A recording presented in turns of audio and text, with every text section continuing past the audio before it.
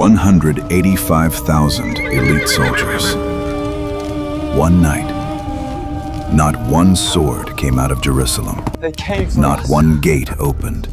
Not one army attacked. But by morning, the greatest war machine on earth was lying silent in the dust. They came to destroy Jerusalem. They mocked her king. They mocked her people. They mocked her God. This city falls. And then, God sent one angel. Are you ready to see what happens when heaven ends a war without a single human blade? Assyria was not just an army. It was terror with a crown. Before they reached Jerusalem, city after city had already fallen. Walls were broken, kings were humiliated, nations disappeared beneath their march. Their name alone was enough to make people tremble, and now they stood before Jerusalem. From the walls of the city, the people could see the impossible. Thousands of soldiers, chariots, siege engines, iron, fire, dust. The kind of enemy that does not look like a problem, but like the end. Jerusalem had walls, but Assyria had an empire. Jerusalem had frightened men, but Assyria had a machine of war. And from every human angle, the city was trapped. As the sun went down, Jerusalem grew quiet. Not peaceful, quiet with fear. Mothers pulled their children close. Watchmen stood on the walls and stared into the hills. Priests whispered prayers in the temple. And outside the city, the Assyrian camp burned like a sea of fire. Thousands of torches, thousands of tents, thousands of men waiting for morning. Every flame seemed to say the same thing. You are surrounded. You are alone. No help is coming. That is how fear works. It does not only show you the danger, it makes the danger feel final. And that night, to everyone inside Jerusalem, the enemy did not look like something that could be defeated. It looked like something that had already won.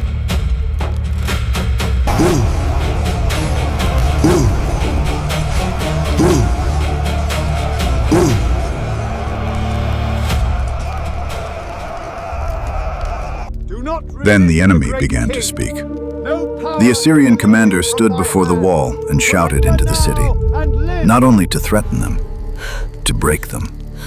He said, "Do not let Hezekiah deceive you. Do not let him make you trust in the Lord." Then he reminded them of every nation Assyria had crushed. Where are their gods now? Who delivered them? His message was clear. Your God will not save you either. This was more than military pressure. This was spiritual intimidation. Before Assyria tried to break the walls, they tried to break faith. Because the enemy knows something. If fear enters the heart first, the city begins falling before the battle even starts. Get inside! Stay calm! Soldiers, secure the gate!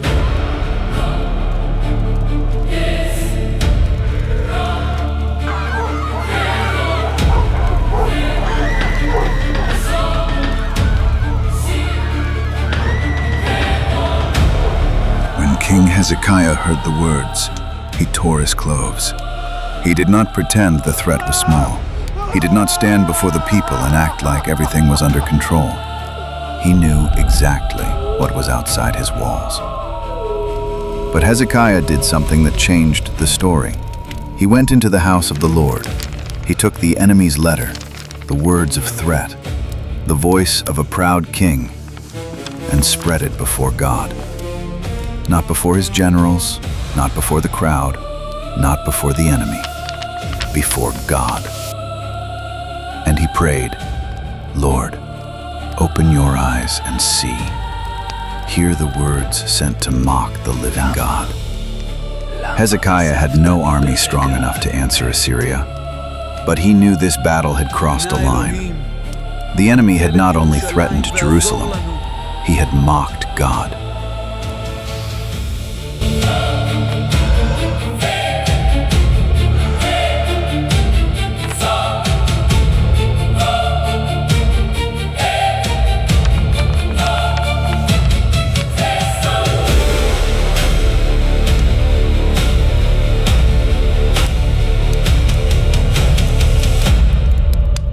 Then the word of the Lord came through Isaiah, and the first words were not, "Fight harder, run faster, build higher walls."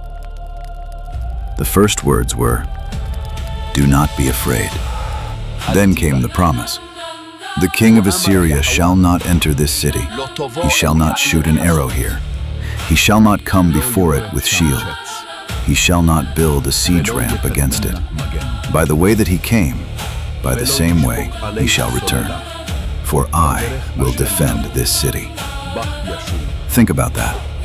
The army was still outside. The fires were still burning. The threat was still visible. But heaven had already spoken. And when God speaks, what you see with your eyes is no longer the final reality.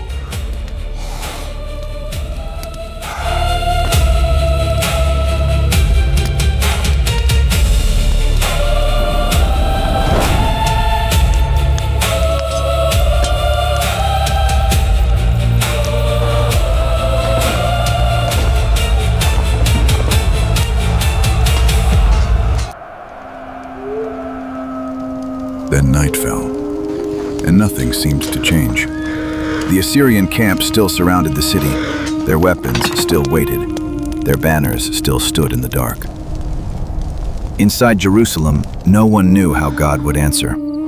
Maybe some prayed, maybe some wept quietly.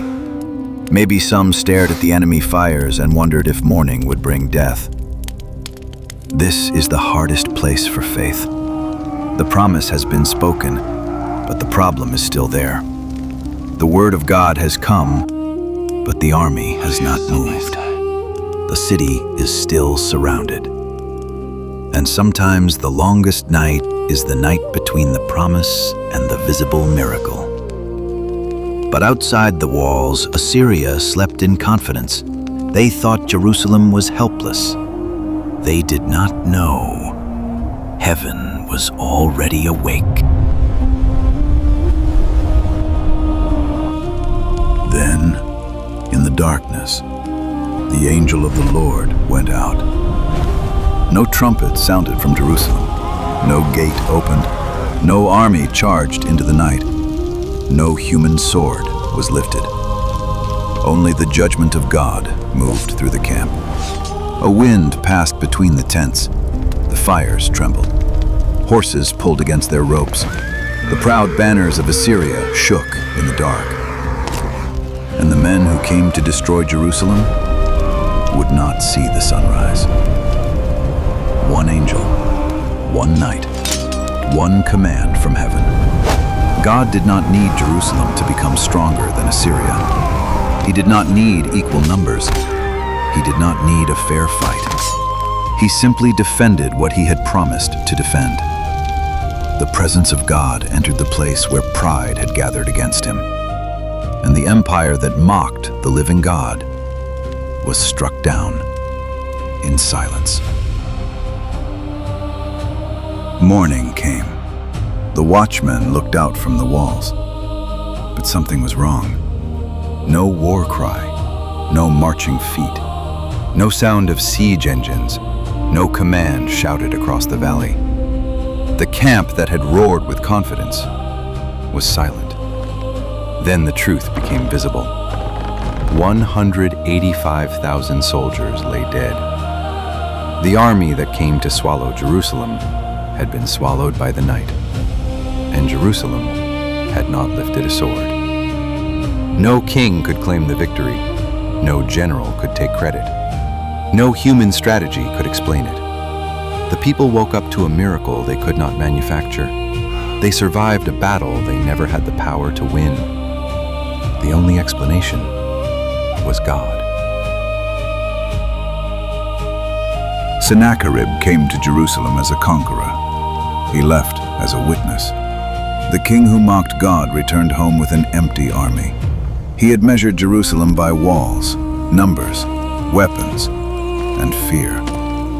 But he forgot one thing.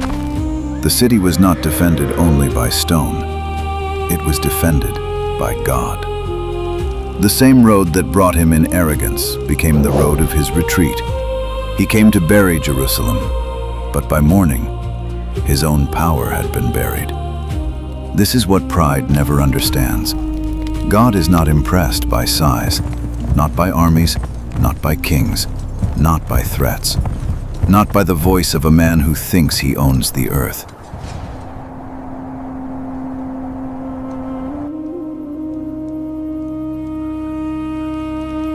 What army is standing outside your walls today? Fear, debt, sickness, betrayal? A situation that keeps whispering, there is no way out. Remember Jerusalem. The enemy can surround the city, but he cannot surround the throne of God. He may threaten your future, but he cannot cancel what God has spoken. And sometimes, while you are still afraid, while you are still praying, while nothing seems to be changing, God is already walking through the camp. One night, one angel, one command from heaven, and what came to destroy you can be gone by morning.